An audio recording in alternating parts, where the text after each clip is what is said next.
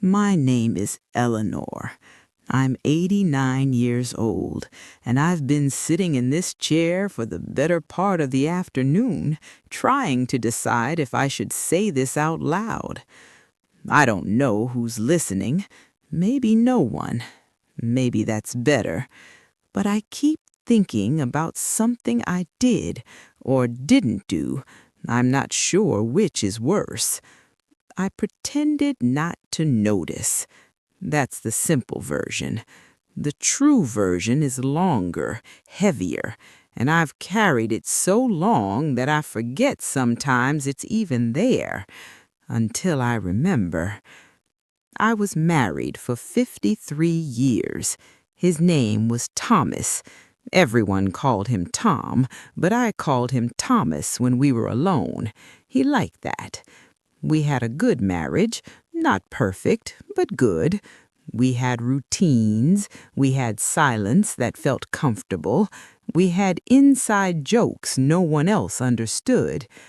People used to say we were lucky, and I believed them. It started small, so small I'm not even sure when it began. Maybe it was the way he stopped finishing his sentences. He'd start to say something at dinner, then just stop, look down at his plate, smile a little, wave his hand like it didn't matter.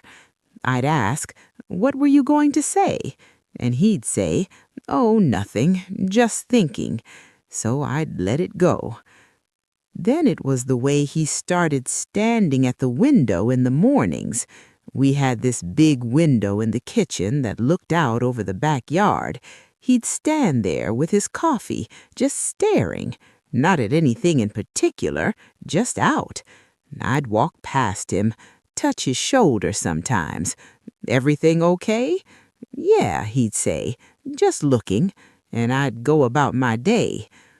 He started going to bed earlier, not by much, maybe half an hour, then an hour. He'd say he was tired, that he hadn't slept well the night before. I believed him, because why wouldn't I? I noticed he stopped laughing at the things that used to make him laugh. We'd watch a show we'd seen 100 times, and I'd wait for the part where he always cracked up, but he'd just sit there, quiet. I'd glance over at him. He'd be looking at the TV, but I don't think he was really watching. I didn't say anything. One night, we were lying in bed. The lights were off, the house was quiet, and I heard him crying. Not loud, just small, muffled sounds, like he was trying not to let me hear. I lay there in the dark, my back to him, and I didn't move. I didn't turn over. I didn't ask if he was okay. I pretended I was asleep. I told myself maybe I was wrong. Maybe it was just a cough, or he was clearing his throat. But I knew. I knew. The next morning I made breakfast like always. He came into the kitchen, poured his coffee, stood at the window. I wanted to say something. I had the words in my head. "Are you okay? What's wrong? Talk to me." But I didn't. I just asked if he wanted eggs or oatmeal. He said oatmeal was fine, and that was it. I think I told myself I was giving him space, that if something was really wrong, he'd tell me, that pushing him would make it worse. But the truth is, I was afraid. I was afraid of what he might say. I was afraid it would be something I couldn't fix, something that would change everything. So I pretended not to notice. Months went by like that. He got quieter, slower. He started forgetting little things, where he put his keys, what day it was. He'd repeat himself sometimes, tell me the same story twice in a conversation. I'd just nod, say, "I know, you told me." He'd look embarrassed, apologize, and I'd change the subject. One afternoon, he asked me if I remembered our honeymoon. We were sitting on the porch. It was fall. The leaves were just starting to turn. I said, of course I remembered. He nodded, smiled a little. Then he said, "I've been thinking about it a lot lately." I asked him why. He didn't answer right away. Then he said, "I don't know. I wish I could go back." I didn't know what to say to that, so I said, "We had a good time." And he said, "Yeah, we did." And that was all. I should have asked him what he meant. I should have asked him why he wanted to go back, but I didn't, because I think I already knew, and I wasn't ready to hear it. I'm 83 now. Claire lives 3 states away. We talk once a week. She has her own life, her own worries, her own regrets, probably. She's kind to me, but we're not close the way I thought we'd be. I don't know if that's my fault or just the way things go. A few years ago, I looked him up. Thomas. I found an obituary. He died in 2019, 78 years old. The obituary said he'd published 4 books, that he'd lived in New Mexico for 30 years, that he was survived by a sister and several nieces and nephews. No wife, no children. I don't know what that means. Maybe nothing, maybe everything. I thought finding out he was gone would close something, that I could finally stop carrying that afternoon around with me. But it didn't work that way. If anything, it made it heavier, because now I know. He lived his whole life, and I lived mine, and we were both real, both here, both making choices, and I'll never know what would have happened if I'd chosen differently. People talk about regret like it's simple, like you either regret something or you don't. But it's not like that. I don't regret Claire. I don't regret the life I had with Bobby. But I do regret not knowing what I was capable of, not knowing who I might have been if I'd let myself try. I think about that rain, the way it sounded, the way it smelled, the way everything felt possible for just a few minutes. And I think about how much of my life I spent trying not to feel that, trying to be grateful, trying to be good, trying not to want anything I wasn't supposed to want. I'm not angry. I'm really not. I'm just tired. Tired of pretending that staying quiet was the same as being at peace. There's a thing that happens when you get old. People stop asking you questions. They assume you've figured it all out, that you've made your peace, that you have wisdom to share. But the truth is, I'm still standing at that window, still smelling that rain, still hearing those words, "Come with me." And I'm still wondering what I was so afraid of. I don't think I was afraid of leaving.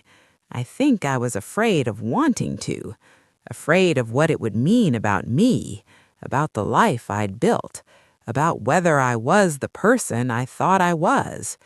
So I stayed, and I told myself it was love, and maybe it was, but it was also fear.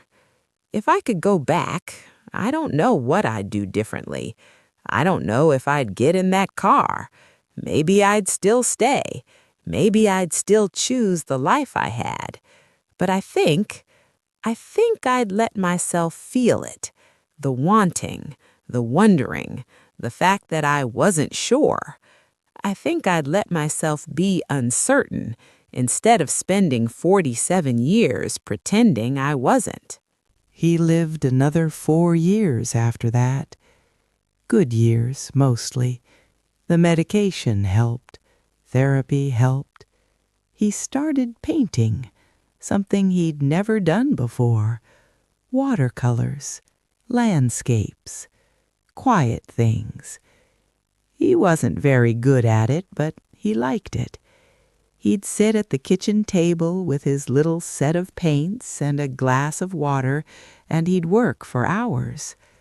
I'd watch him sometimes, and I'd think about all the time we lost, not because he was gone, but because I wasn't there.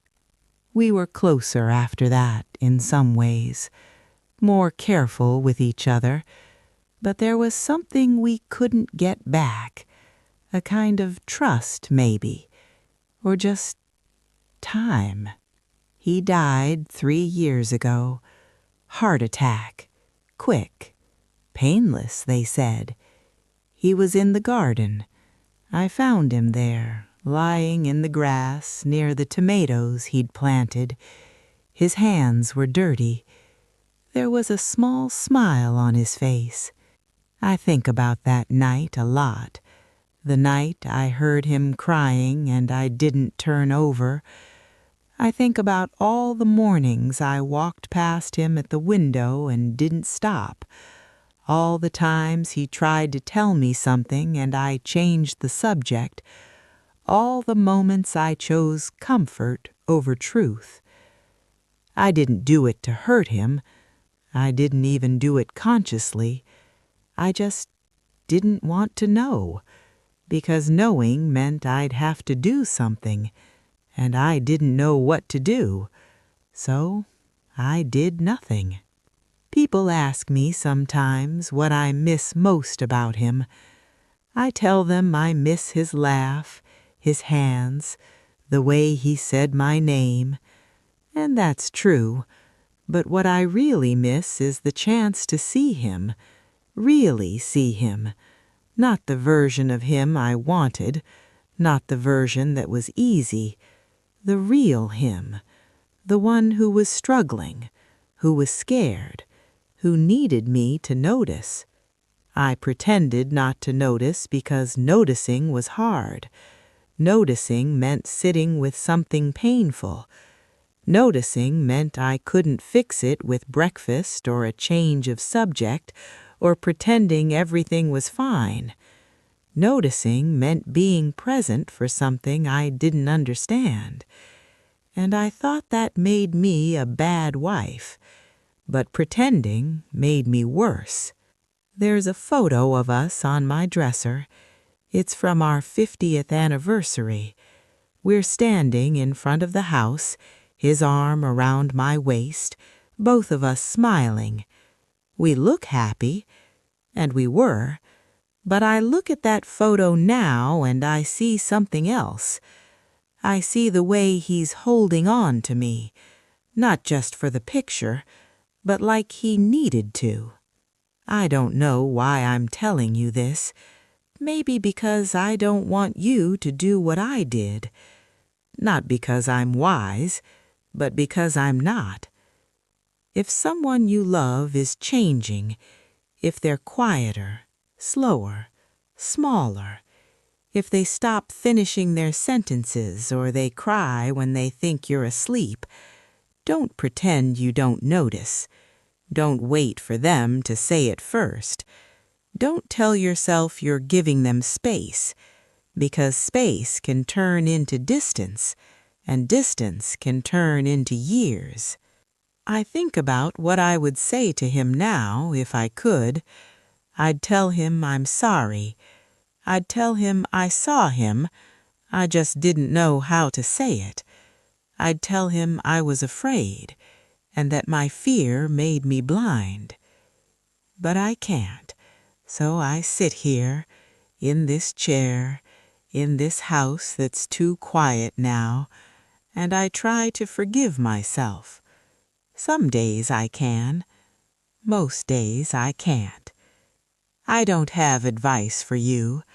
I don't have answers. I just have this: a life lived mostly well, and one truth I learned too late. Love isn't just